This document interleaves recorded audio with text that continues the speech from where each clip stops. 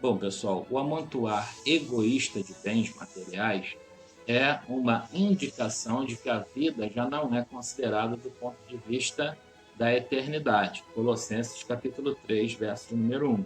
Infelizmente, a gente ouve falar de casos, inclusive no meio cristão, de pessoas que acumulam riquezas, né?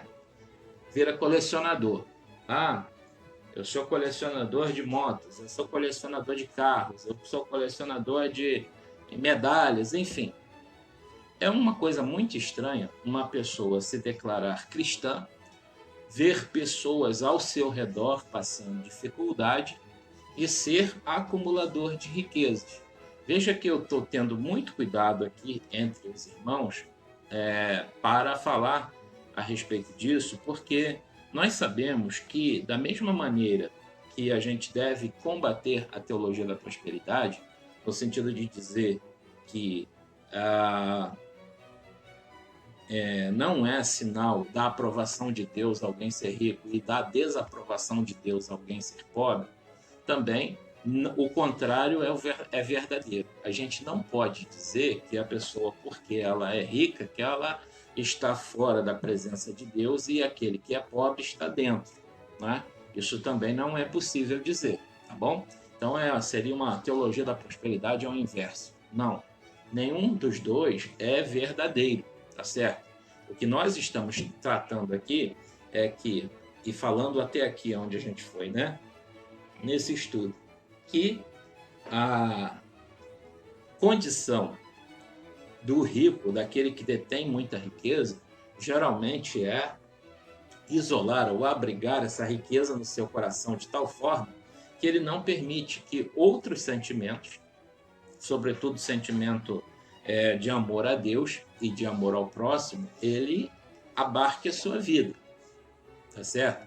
Então, é muito complicado nós enxergarmos pessoas ricas no nosso tempo, não é? Com pessoas passando dificuldade. Mas, efetivamente, não é pecado ser rico. É isso que nós estamos falando aqui, tá bom? E a gente vai lembrar o seguinte também: desde o princípio dos tempos, sempre existiu riqueza e pobreza. Nós vamos ver em histórias lá desde o Antigo Testamento, né? Histórias desde o Antigo Testamento que narram pessoas com riqueza, tá certo? E pessoas pobres.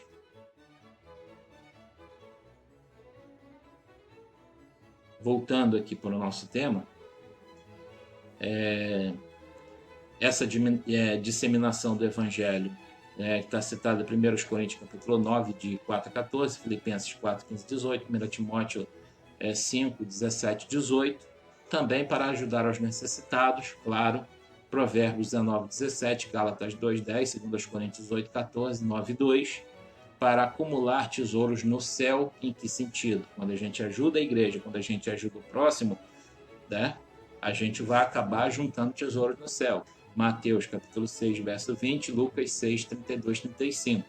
E para aprender a temer ao Senhor, Deuteronômio 14, 22, 23. Ora, se o que nós temos não é nosso, é de Deus, e ele nos entregou para a nossa diaconia, ou seja, para a nossa administração, né? Então isso quer dizer que o dono da coisa que nós vamos prestar contas de tudo aquilo que nos foi entregue nas mãos é a pessoa de Deus, inclusive nas questões financeiras. E aí a gente vai se apresentar diante de Deus e vai falar o quê? Ah, Senhor, eu te temi, então eu peguei e enterrei aqui esse talento, né? Como tem uma parábola no Novo Testamento que vem dizer.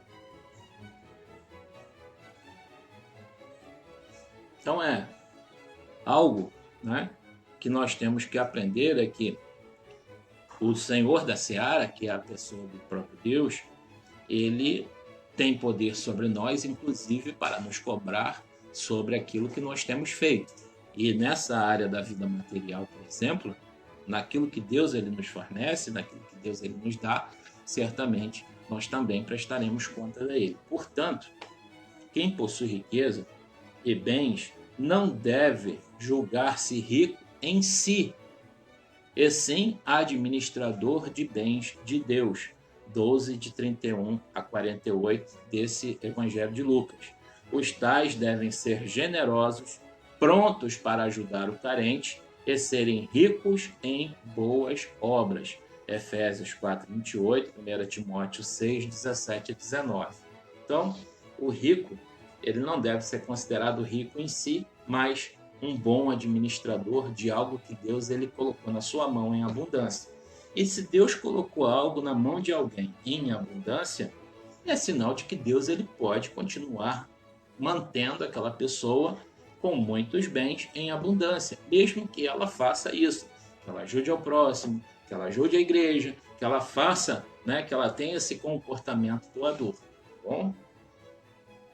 Cada cristão deve examinar, né, o seu próprio coração e desejos.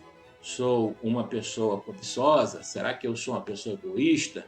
Será que eu me aflijo demais para buscar riquezas? Será que eu tenho aí um forte desejo de honraria, de prestígio, de poder, de posição, né? O que muitas vezes depende da posse, de muita riqueza, né? Então, essas coisas nós devemos ter, obviamente, um autoexame. Saber se o nosso comportamento diante da falta da riqueza, né, é esse comportamento de me afligir para ser rico. Ou será que eu agradeço a Deus por aquilo que eu tenho, administro bem este pouco que Deus me deu, e aí Deus, vendo a minha fidelidade diante dessa boa administração do pouco que Ele me dá, Ele vai me colocar numa outra condição melhor, né?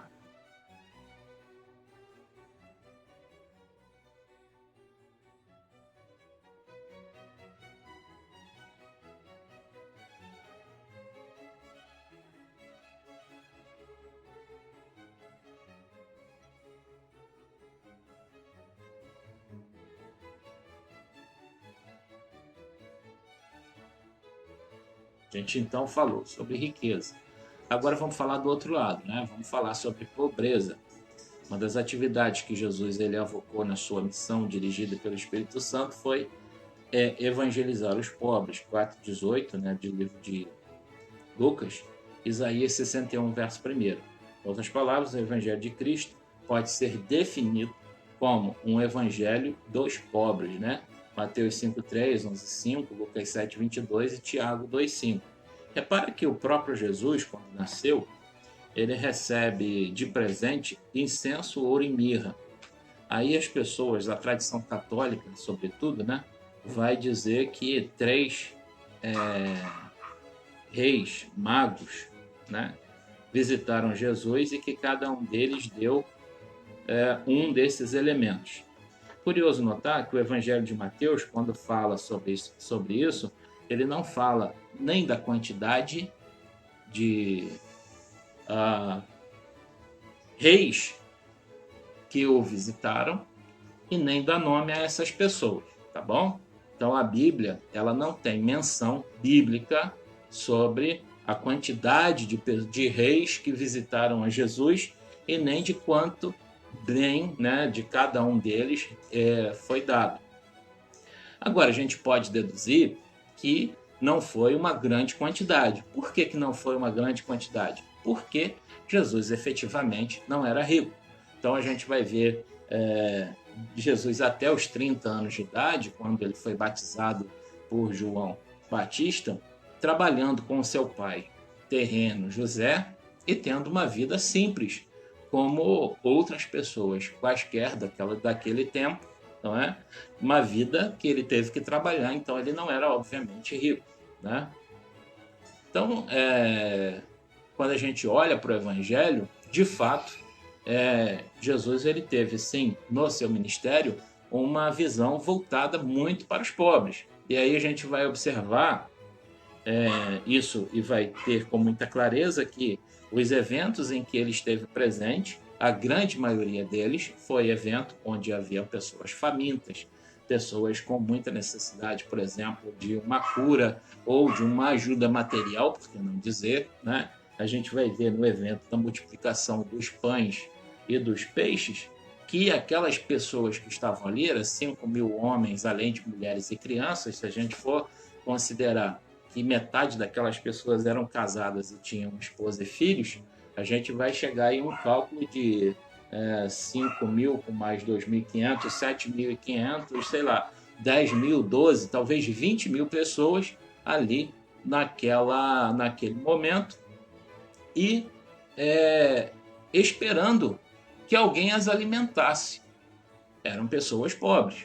Então, não só nesse evento, né, da multiplicação dos pães e dos peixes, que a gente vai ver que Jesus, a partir de 5 pães e 2 peixes, ele alimentou toda essa multidão, e ainda, como diz a palavra de Deus, sobraram 12 cestos cheios de pães e peixes, né? A gente vai ver que, de fato, o evangelho, sobretudo naquele período em que Jesus ele estava ali exercendo sua pregação, ele direcionou muito para os pobres. Os pobres, a gente vai ver essa palavra no grego, ptochos, né? Escreve-se mesmo Ptochos, né? Na transliteração para a versão escrita em português para essa versão grega, são os humildes aflitos deste mundo, os quais clamam a Deus em grande necessidade, buscando socorro. Ao mesmo tempo, são fiéis a Deus e aguardam a plena redenção do povo de Deus, do pecado, sofrimento, fome e ódio que prevalecem aqui no mundo. Sua riqueza e sua vida não consistem em coisas deste mundo. Salmo 22, verso 26, 72, 2, 12, 13, 147, 6, Isaías 11, 4, 29, 19, Lucas 6, 20 e João 14, 3. Só que a gente precisa lembrar, né? Quando a gente está falando aqui dos pobres, a gente não está falando de todos os pobres. São dos pobres que estão em Cristo. A libertação do sofrimento, né, e da opressão e da injustiça, da pobreza, com certeza virá aos pobres de Deus. A gente vê isso em Lucas capítulo 6, verso de número 21. Então a resposta, né, para a pessoa que vive, né, apesar de estar em Cristo, né, vive dentro de um ambiente de pobreza, ela obviamente está em confiar no Senhor para que essa situação, né, de pobreza, de lamúria, de dificuldade, ela possa ser restaurada, não só, né, na nossa terra aqui, com o mínimo necessário para a sua sobrevivência, é claro, mas também esse tempo de sofrimento, ele obviamente ele vai ser recompensado no céu, porque lá, como a gente sabe, não haverá choro, não haverá dor, não haverá fome, não haverá tristeza, todos serão iguais verdadeiramente perante Deus, tá? E não haverá mais essa distinção, né, entre as pessoas que morarão ali com a pessoa de Deus, tá certo?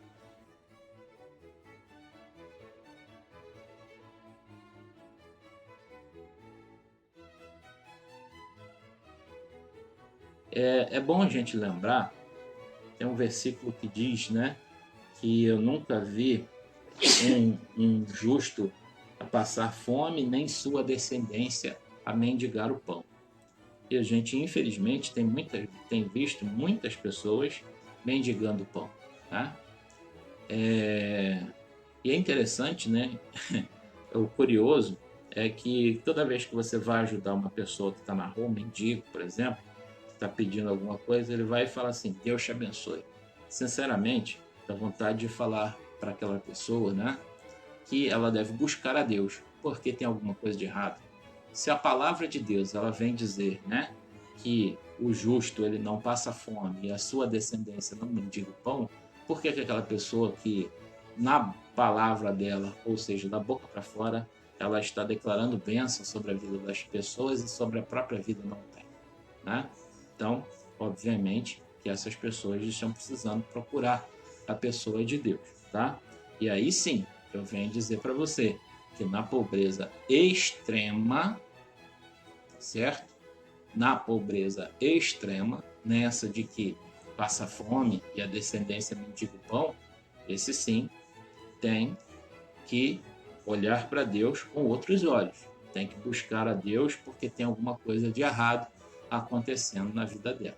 Então, ela pode ser uma pessoa muito religiosa, ela pode ser uma pessoa que, da boca para fora, fala de Deus o tempo todo, mas, na verdade, ela precisa buscar ter um relacionamento com Deus, porque, obviamente, se a palavra de Deus diz que o justo não passa fome e a sua descendência não mendiga o pão, então isso tem que fazer parte da vida da pessoa, né?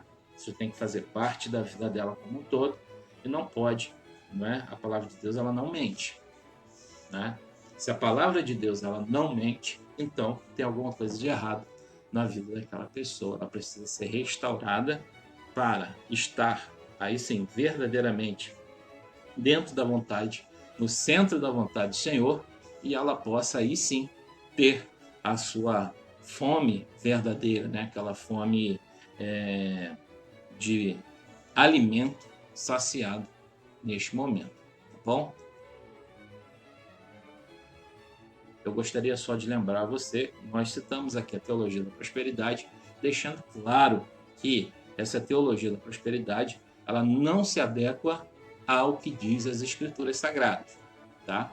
Essa visão de que o rico, ele é abençoado por Deus e de que o pobre, ele está amaldiçoado por Deus, isso não encontra base bíblica. Assim como também nós não podemos afirmar que o rico já está no inferno e o pobre já está no céu porque tem sofrido a falta de alimento ou a falta de viveres na terra, tá bom? Nós temos que ter uma ideia muito clara a respeito disso. Quem entra no céu pelo mérito de Cristo e não pelos seus próprios méritos. A salvação, ela é gratuita. Ela é um dom de Deus que é dado ao homem e a todo aquele que aceita Jesus como o único suficiente Salvador, ele encontra a salvação. Não importa se ele é rico, não importa se ele é pobre, certo? Deus em Cristo abençoe a tua vida. Eu espero que esse estudo ele tenha sido proveitoso para você, que você tenha encontrado conhecimento da parte de Deus nesse estudo, que você possa frutificar e entender, né,